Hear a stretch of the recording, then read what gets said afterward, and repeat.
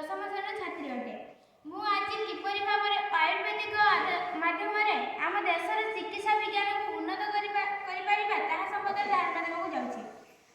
ଧର୍ମାର୍ଥ କାମ ମୋକ୍ଷଣମ୍ ଆରୋଗ୍ୟ ମୂଳ ମୁର୍ମୁତ।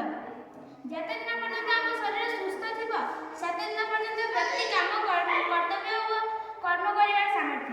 ଯେତେବେଳେ ଆମ ଶରୀର ଅସୁସ୍ଥ ହୋଇଯିବ ସେତେବେଳେ ଆମେ କାମ କର୍ତ୍ତବ୍ୟ କରିବାରେ ଅଚଳ ହୋଇଥାଉ। ତେଣୁ ଶରୀର ସୁସ୍ଥ ରହିଲେ ଆମେ ଏକ ସୁସ୍ଥ ସମାଜ ଗଠନ କରିପାରିବା।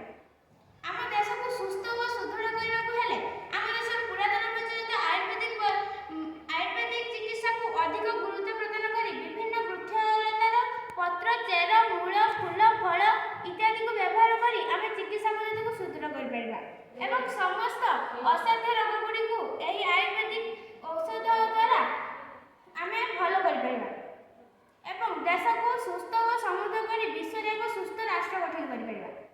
ଯେପରିକି ଦୁବ ବିଭିନ୍ନ ହଜମ କ୍ରିୟା ପଦ୍ଧତି ଦ୍ୱାରା ହୋଇଥାଏ।